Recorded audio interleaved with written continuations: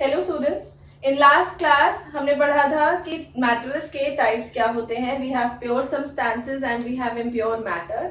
Impure matter में हमारे पास हमने दो फर्दर क्लासिफिकेशंस पढ़े थे। One was the homogeneous solution, homogeneous impure matter, and the other one was the heterogeneous mixtures. Impure matter को हम मिक्सचर भी कहते हैं। वो दो तरीके का होता है, होमोजेनियस एंड हेटेरोजेनियस। होमोजेनियस में हमने पढ़े थे ट्रू सॉल्यूशंस, कि ट्रू सॉल्यूशंस को हम होमोजेनियस मिक्सचर कहते हैं। तो आज हम सॉल्यूशंस को ही थोड़ा सा डिस्कस करने वाले हैं। तो today we will be doing the theory of solutions, कि सॉल्यूशंस क्या होते हैं। सॉल्यूशंस बेसिकली हमारे पास होमोजेनियस मिक्सचर होता है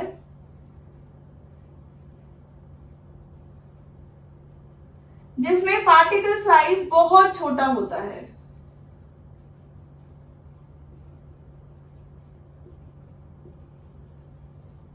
बहुत छोटे से मतलब it is in the range of 1 nanometre. 1 nanometre करीब की रेंज में आपके पास पार्टिकल साइज होता है। तो therefore can not be seen bye naked eyes.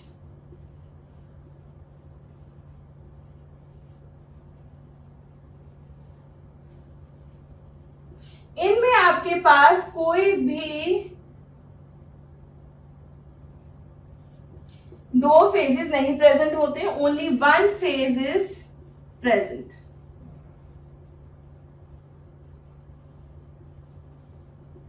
यानी कि जैसे मान लीजिए हमने सॉल्ट को वाटर के अंदर डाला है तो दोनों एक दूसरे में आपस में मिक्स हो जाएंगे। आपको सॉल्ट और वाटर का फर्क दिखाई नहीं देगा। तो इसमें सिर्फ only one phase is present. ठीक है, they are stable. Stable system इसलिए कहते हैं, ऐसा नहीं होता होमोजेनियस मिक्सचर्स में कि आपने मिक्स किया और थोड़े टाइम बाद वो अलग हो जाए जो आपने चीजें मिक्स करी है। सो दे आर स्टेबल सिस्टम्स। ठीक है, एग्जाम्पल में हमारे पास होगा, जैसे आपके पास सॉल्ट इन वाटर है, आपके पास है मान लीजिए शुगर इन वाटर हो गया। अच्छा, तो जरूरी नहीं है आपके पास कोई सॉलिड इन लिक्विड ही हो, आपके पास ये सॉलिड सॉलिड भी हो सकते हैं। एग्जाम्पल में अलॉयज। अलॉयज में आपके पास दोनों चीजें सॉलिड होती हैं। और जैसे आपके पास एयर है, एयर में दोनों चीजें क्या होती है, गैसेस। अगर हम एरेटेड ड्रिंक्स की बात करें तो एरेटेड ड्रिंक्स यानी कि सॉफ्ट ड्रिंक्स की अगर हम बात करें तो उसमें आपके पास CO2 एंड H2O होता है। तो CO2 क्या हमारे पास एक गैस और H2O हमारे पास क्या हो गया, लिक्विड। तो ये अलग अलग तरीके के हमारे पास सॉल्यूशंस हैं। दीज आर होमोजेनियस मिक्सचर्स और उनके ये प्रॉपर्टीज होते हैं। तो दिस इज दैट। जो भी सॉल्यूशन होता है, solution comprises of two things. एक होता है उसके अंदर सॉल्यूट और एक होता है उसके अंदर सॉल्वेंट। ठीक है, सॉल्यूशन के अंदर जो आपके पास सॉल्यूट होता है that is generally in less amount, not always, generally in less amount.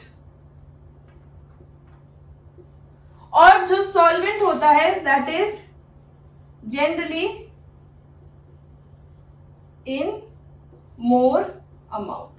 ये ज्यादा अमाउंट में, लार्ज अमाउंट में प्रेजेंट होता है। और जो आपके पास सॉल्यूट होगा that is generally in less amount. The solute और सॉल्वेंट को मिला देंगे तो हमारे पास क्या आ जाएंगे, सॉल्यूशंस। ठीक है, दीज आर प्रॉपर्टीज और कैरेक्टरिस्टिक ऑफ सॉल्यूशंस। सॉल्यूशन से रिलेटेड हमारे पास दो चीजें हैं जिनको हमें बहुत अच्छे से अंडरस्टैंड करना है। One is the solubility and the other one is concentration. तो पहले हम देख रहे हैं सॉल्युबिलिटी। सॉल्युबिलिटी क्या होता है हमारे पास, जैसे मैंने कहा किसी भी सॉल्यूशन के अंदर, अगर मैं सॉल्यूशन वर्ड यूज कर रही हूं तो I am talking about the solute and solvent वाला मिक्सचर होमोजेनियस। तो सॉल्यूशन के अंदर जैसे मैंने कहा it is made of solute and solvent. ठीक है, सॉल्युबिलिटी होती है हमारे पास किसी एक पर्टिकुलर टेम्परेचर पे, जैसे आप घर वगैरह में भी देखते होंगे कि एक पर्टिकुलर अमाउंट ऑफ सॉल्ट है जो कि एक पर्टिकुलर अमाउंट ऑफ लिक्विड में, वाटर में घुल सकता है। तो सॉल्युबिलिटी यही चीज है, it is the amount of solute that can be dissolved इन 100 ग्राम। हमने फिक्स कर दिया कि 100 ग्राम सॉल्वेंट के अंदर जितना अमाउंट ऑफ सोल्यूट आप घोल सकते हैं maximum at a particular temperature, क्योंकि ये टेम्परेचर डिपेंडेंट क्वांटिटी होती है। टेम्परेचर बदलने से सॉल्युबिलिटी भी इंक्रीज या डिक्रीज कर सकती है। तो solubility is the amount of solute that can be dissolved in 100 gram of solvent at a particular temperature.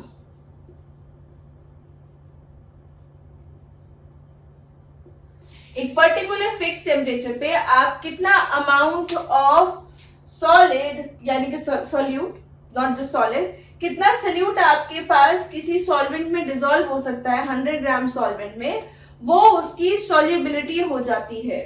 ठीक है, अब मैंने कहा 100 ग्राम में यदि मेरे पास 20 ग्राम 40 डिग्री सेल्सियस पे डिसॉल्व हो सकता है किसी सॉल्यूट का सॉल्वेंट के अंदर, तो 20 gram, gram is the unit of solubility, 20 gram of जो सोल्यूट है वो मैं कह रही हूं कि 100 ग्राम ऑफ सॉल्वेंट में डिसॉल्व होगा, तो 20 gram is the solubility at 40 degree Celsius. At 50 degree Celsius, at 60 degree Celsius और 20 degree Celsius it can be different. तो टेम्परेचर डिपेंडेंट ये क्वांटिटी होती है, हम एक पर्टिकुलर टेम्परेचर के लिए इसको डिटरमाइन कर रहे हैं। ठीक है, तो जैसे ये हमने लिख दिया कि सॉल्युबिलिटी, तो इसके लिए हमारे पास फॉर्मूला क्या बन गया, सॉल्युबिलिटी क्या हो गई, amount of solute upon amount of solvent into 100। ठीक है, तो जैसे अगर मान लीजिए मैं आपसे बोलूं कि 50 ग्राम मेरे पास सॉल्वेंट है, ठीक है, जिसके अंदर 5 ग्राम सॉल्यूट डिसॉल्व हो पा रहा है एट 30 डिग्री सेल्सियस। ठीक है, मैं आपसे बोलूं फाइंड सॉल्युबिलिटी। ठीक, मैंने आपको कहा 50 ग्राम मेरे पास सॉल्वेंट था एट 30 डिग्री सेल्सियस, उसके अंदर मेरे पास 5 ग्राम सॉल्यूट डिसॉल्व हो पा रहा है। ठीक है, तो मुझे सॉल्युबिलिटी निकालनी है। तो सॉल्युबिलिटी सिंपल, सॉल्युबिलिटी क्या है, 100 ग्राम के अंदर जितना सॉल्यूट मेरे पास डिसॉल्व हो पाए। मैंने कहा 50 ग्राम के अंदर 5 ग्राम हो रहा है, तो 100 ग्राम के अंदर कितना होगा, 10 ग्राम। आपको फॉर्मूला लगाना है, आप फॉर्मूला भी लगा लीजिए। Solubility is equals to amount of solute कितना है हमारे पास 5 डिवाइडेड बाय 50 इंटू 100। ठीक है, कितना आ गया ये 10 ग्राम। तो सोल्युबिलिटी कितनी होगी 10 ग्राम। यूनिटरी मेथड भी लगा सकते थे कि आपके पास 50 ग्राम के अंदर 5 ग्राम सोल्यूट आ रहा है, तो 100 ग्राम के अंदर कितना आ जाएगा 10 ग्राम। तो यही क्या है हमारे पास सोल्युबिलिटी। ठीक है, तो solubility tells you at a particular temperature 100 gram of solvent के अंदर कितना सोल्यूट डिसॉल्व हो सकता है। ध्यान रखेगा, this is the amount of solvent. Sometimes बच्चे से कंफ्यूज कर देते हैं by the amount of solution. Amount of solution नीचे डिनोमिनेटर में रख करके आपके पास एक नए तरीके का टर्म बनता है, that is concentration, and we will be discussing it afterwards. ठीक है, अब ये सॉल्युबिलिटी को लेकर के हमारे पास 3 प्रकार के सॉल्यूशंस बनते हैं। Then we have types of solutions. कि सॉल्यूशंस हमारे पास कितने तरीके के हो गए। ठीक है, depending upon the solubility we have 3 types of solution. One is your saturated solution, दूसरा होता है आपके पास अनसैचुरेटेड सॉल्यूशन, और तीसरा होता है हमारे पास सुपर सैचुरेटेड सोल्यूशन। तो सैचुरेटेड सोल्यूशन वो होते हैं जिसमें आपके पास अमाउंट ऑफ सोल्यूट जो होता है that is equal to the amount of solubility, यानी कि सॉल्युबिलिटी डायरेक्ट। जितना आपके पास सॉल्युबिलिटी होती है, अगर आप उतना ही सोल्यूट डिसॉल्व करें तो वो हमारे पास सैचुरेटेड सोल्यूशन होता है। एग्जाम्पल, अगर पिछले वाले एग्जाम्पल की हम बात करें, हमने कहा 50 ग्राम में 5 ग्राम सोल्यूट डिसॉल्व हो सकता था, तो आपने यदि अगर 5 ग्राम ही डाला है, जितना आपके पास पूरा सैचुरेट हो जाए, वो हमारे पास सैचुरेटेड सोल्यूशन होता है। जैसे many a times we feel कि हमारा एक लेवल आ चुका, कि सैचुरेशन का पॉइंट आ चुका, इससे ज्यादा बात दिमाग में नहीं बैठेगी। जैसे पढ़ते पढ़ते हमको लगता है कि बस सब बहुत हो गया, लाइक इतना ही हम दिमाग में घुसा सकते हैं, तो that is your saturation point. और उसी तरीके का सोल्यूशन कैसा हो गया, सैचुरेटेड सोल्यूशन। दूसरा होता है हमारे पास अनसैचुरेटेड सोल्यूशन, जिसमें अमाउंट ऑफ सोल्यूट आपके पास कम होती है सॉल्युबिलिटी से। जितना सोल्यूट डिसॉल्व हो सकता है, अगर आपने उससे कम सोल्यूट डाला है, यानी कि जितनी सॉल्युबिलिटी है आपने उससे कम सोल्यूट डिसॉल्व कर रखा है और गुंजाइश है आने की, लेकिन वो डाला नहीं हुआ है, उससे कम है, तो that is unsaturated solution. Example, जैसे 50 ग्राम में आपने 2 ग्राम सोल्यूट डाल दिया, तो 3 ग्राम इसमें भी और डिसॉल्व हो सकता है, तो अभी ये एक अनसैचुरेटेड सोल्यूशन कहलाएगा। ठीक है, तो दिस इज सैचुरेटेड जब amount of solute is equal to the solubility, unsaturated amount of solute dissolved is less than the solubility. Super saturated solution वो होते हैं जिसमें amount of solute is greater than the solubility. जितना solute dissolve हो सकता है, आपने उससे ज्यादा सोल्यूट अगर डाल रखा है, तो वो हमारे पास सुपर सैचुरेटेड सोल्यूशन हो जाएगा। ठीक है, तो 7 ग्राम वाला हमारे पास सुपर सैचुरेटेड हो जाएगा। जो 2 ग्राम हमने एक्स्ट्रा डाला है वो डिसॉल्व नहीं होने वाला है, डिसॉल्व सिर्फ 5 ग्राम हो पाएगा। तो उस बचे 2 ग्राम का क्या, वो बचा 2 ग्राम आपके पास प्रेसिपिटेट बनाएगा, यानी कि it will be in solid form, वो नीचे सेटल हो जाएगा सॉलिड फॉर्म में, वो आपके पास डिसॉल्व नहीं हो सकता। If it is a gas it will not be dissolve, PPT नहीं बनाएगी पर गैस आपके पास डिसॉल्व भी नहीं होगी, वो सोल्यूशन के ऊपर ही रहेगी। तो सुपर सैचुरेटेड सोल्यूशन में amount of solute is greater than the solubility. The extra solute dissolved will remain intact and it will not dissolve. ठीक है, जैसे कभी कभार हमने देखा है कि अगर हम दूध में चीनी अगर घोलते हैं तो many a times it happens कि हमारे पास वो चीनी अच्छे से नहीं घुल पाती है, काफी हद तक पूरा मीठा हो जाता है, दूध बढ़िया घुल गई है और कुछ नहीं घुल पाती है तो वो नीचे रह जाती है, वो हमारे पास सुपर सैचुरेटेड सोल्यूशन है। Now these thing they are also temperature dependent, क्योंकि सॉल्युबिलिटी टेम्परेचर डिपेंडेंट है तो उसका अमाउंट हमारे पास डिफरेंट टेम्परेचर पे डिफरेंट होता है। तो डिफरेंट टेम्परेचर पे same solution can be saturated, unsaturated और सुपर सैचुरेटेड। ठीक है, मैं आपसे ये कह रही हूँ 40 डिग्री सेल्सियस पे ये मेरे पास सॉल्युबिलिटी है, 50 ग्राम में 5 ग्राम डिसॉल्व हो सकता है, लेकिन तो 40 डिग्री सेल्सियस पे ये वाला सोल्यूशन जिसके अंदर 2 ग्राम होगा वो अनसैचुरेटेड है, जिसके अंदर 7 ग्राम होगा वो सुपर सैचुरेटेड है। लेकिन अगर मैं टेम्परेचर ऊपर नीचे करूंगी तो ऊपर नीचे करने से मेरे पास सॉल्युबिलिटी भी डिफर करेगी, तो हो सकता है जो सैचुरेटेड सोल्यूशन है वही बन जाए अनसैचुरेटेड, या जो सुपर सैचुरेटेड है वही बन जाए सैचुरेटेड।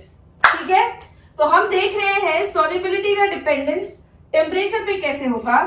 अगर हमारे पास for solids in liquid solution है, अगर सॉलिड इन लिक्विड सोल्यूशन है तो solubility is mostly, generally, not always is directly proportional to temperature. Temperature अगर बढ़ाएंगे सॉल्युबिलिटी बढ़ जाएगी, this is not always, generally. ठीक है, और गैस इन लिक्विड है अगर, और सॉल्युबिलिटी हम कैसे इंक्रीज कर सकते हैं, स्टरिंग से। अगर हम स्टरिंग कर देते हैं, स्टरिंग इज घुमाना, अगर हम किसी सोल्यूशन को अच्छे से स्टर कर रहे हैं तो भी हम उसकी सॉल्युबिलिटी को क्या कर रहे हैं, इंक्रीज कर रहे हैं। ठीक है। गैस इन लिक्विड अगर आपके पास सोल्यूशन है तो solubility is indirectly proportional to temperature. This is also generally, वैसे तो ये हमेशा की बात है बट हम ऑलवेज सब यूज नहीं कर रहे। अगर हमारे पास गैस है तो गैसेस बेसिकली हायर टेम्परेचर्स पे गैसियस फॉर्म में ज्यादा रहती है, उनका वॉल्यूम ज्यादा ऑक्यूपाई करने की कोशिश करती हैं और वो बहुत दूर दूर रहती हैं एक दूसरे से, तो वो एक जगह पे नहीं आ सकती। तो अगर आप टेम्परेचर इंक्रीज कर रहे हैं गैसेस का वॉल्यूम एक्सपेंशन बहुत ज्यादा हो जाएगा, ठीक है। अगर हमने जैसे दूसरी क्लासेस में पढ़ा है चैप्टर 1 एक्सटेंडेड में, the volume is directly proportional to temperature if the pressure is constant, ठीक है। तो टेम्परेचर बढ़ाने से आपके पास गैसेस बहुत दूर दूर भागने लगेंगी, they will not be dissolved in the liquids, ठीक है। तो सॉल्युबिलिटी टेम्परेचर बढ़ाने से जनरली सॉलिड इन लिक्विड के लिए बढ़ती है और ये कम हो जाती है for the gases in liquid, ठीक है। अब अगर हम बात करें प्रेशर की, if you are talking about pressure sense में अगर मैं बात करूं, प्लीज आप इसे लिख लीजिएगा। अगर हम प्रेशर सेंस में बात कर रहे हैं तो गैसेस बेसिकली प्रेशर पे बहुत ज्यादा डिपेंडेंट होती हैं, इनके लिए बहुत इंपॉर्टेंट टर्म होता है pressure.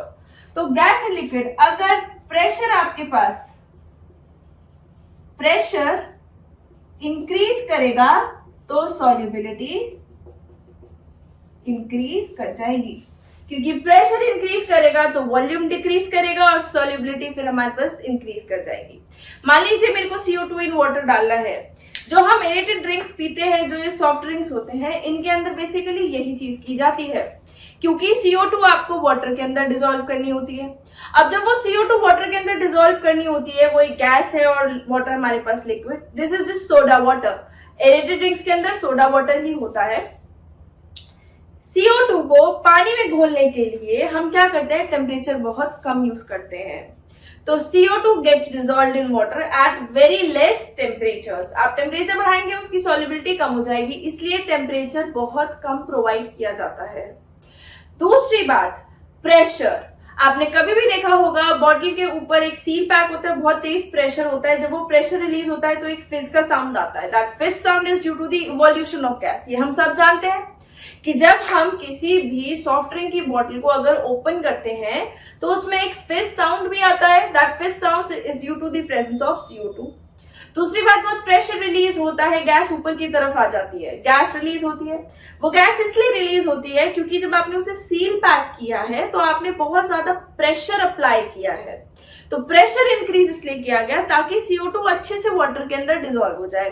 Now when you are releasing that pressure, that CO2 is getting less dissolved, या सोल्युबिलिटी उसकी डिक्रीज हो जाती है वाटर के अंदर, तो इसीलिए वो आपके पास फिज साउंड बना करके, CO2 का ये कैरेक्टरिस्टिक है, इट रिलीजेस बाय अ फिज साउंड, तो वो फिज साउंड करके बाहर निकल जाती है। दिस इज ओनली कि आपके पास जो कोल्ड ड्रिंक्स होते हैं वो थोड़े टाइम बाद, 1-2 दिन बाद, दे बिकम फ्लैट होने का मतलब है उनका गैस पूरा खत्म हो जाता है। वो गैस इसलिए खत्म हो जाता है क्योंकि जब एक बारी बॉटल खुल गई है तो उसका प्रेशर बहुत कम हो चुका है जो आपने लगा रखा है।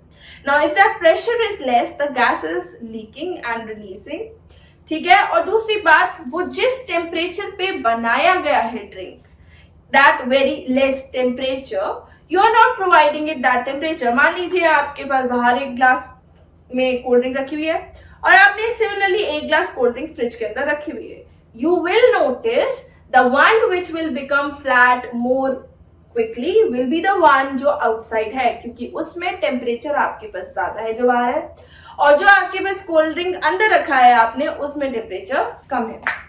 So this is just a very general application of this thing.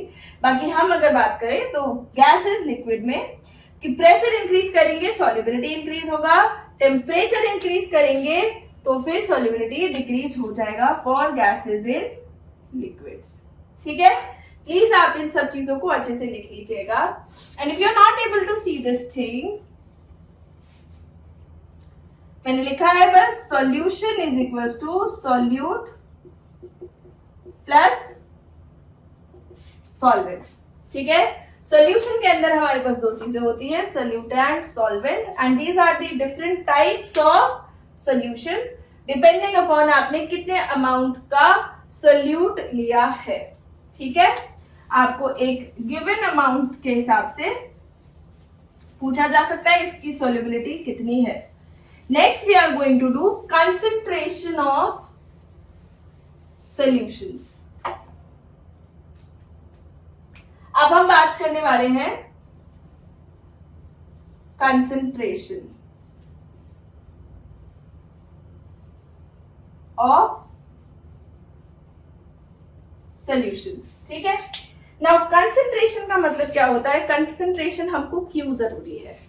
Concentration हम इसलिए निकालते हैं कि आपके पास यदि अगर कोई सोल्यूशन है तो उसके अंदर कितना अमाउंट ऑफ सोल्यूट डला हुआ है, कितना अमाउंट ऑफ सोल्यूट नहीं डला हुआ है, वो निकालने के लिए with respect to the amount of solution हम कंसंट्रेशन फाइंड आउट करते हैं। आपने सुने होंगे जनरली दो words, concentrated solution and diluted solution. Concentrated solution होता है हमारे पास जिसमें आपके पास सोल्यूट का अमाउंट बहुत ज्यादा हो, और डाइल्यूट सोल्यूशन वो होता है जिसमें सॉल्वेंट का अमाउंट बहुत ज्यादा हो। ठीक है, तो जैसे हमारे पास एसिड्स होते हैं, एसिड जितना कॉन्सेंट्रेटेड होता जाएगा, यानी कि एसिड का स्ट्रेंथ जितना ज्यादा इंक्रीज करता चला जाएगा, उतना ज्यादा वो हार्मफुल होता चला जाता है। पर अगर हम उसमें बहुत सारे लिक्विड मिला दें, H2O मिला दें, तो वो बहुत डाइल्यूट हो चुका, और डाइल्यूट होने पे उसका असर उतना नहीं पड़ता। जो हम केमिकल लैब्स वगैरह में यूज करते हैं, generally we use dilute acids, क्योंकि वहां पे बच्चों को हार्म करने का खतरा रहता है, तो mostly they are like dilute acids. लेकिन अगर हमने कॉन्सेंट्रेटेड फॉर्म्स में यूज करेंगे तो बहुत धुआं रिलीज करेगा उसमें से, और बहुत ज्यादा हार्मफुल वो आपके लिए हो सकते हैं। ठीक है, तो concentration is basically like this only. अच्छा, जैसे मान लीजिए कंसंट्रेशन और डाइल्यूशन का एक और एग्जांपल बताऊं। मान लीजिए हमारे पास दो ग्लास है, और क्योंकि आजकल गर्मियां चल रही हैं तो सपोज हमारा रसना पीने का जी कर रहा है। ठीक है, तो वी फील लाइक ड्रिंकिंग रसना। अब रसना अगर आपने कभी देखा हो तो रसना हम जनरली जो रसना बनाते हैं दैट इज, हम उसका एक कॉन्सेंट्रेट बना देते हैं, इफ यू से इट, तो हम उसका एक कॉन्सेंट्रेट बना देते हैं जिसको हम फर्दर डाइल्यूट कर करके पीते हैं। ठीक है, तो क्या करते हैं उसके अंदर हम वाटर ऐड करते हैं। कॉन्सेंट्रेट के अंदर amount of the substances is very high, और बाकी हम उसमें पानी डाल देते हैं टू मेक इट डाइल्यूटेड। ठीक है, अब उसी रसना को हमने दो मिक्सचर्स बनाए। एक में हमने क्या किया, इतना तो रसना लिया और इतना आपने वाटर ऐड कर दिया। दूसरे में हमने इतना रसना ले लिया, और दो हमें मम्मी से डांट पड़ने वाली इतना सारा रसना यूज करने के लिए, लेकिन सपोज हमने इतना सारा रसना ले लिया है और हमने इतना पानी ले लिया।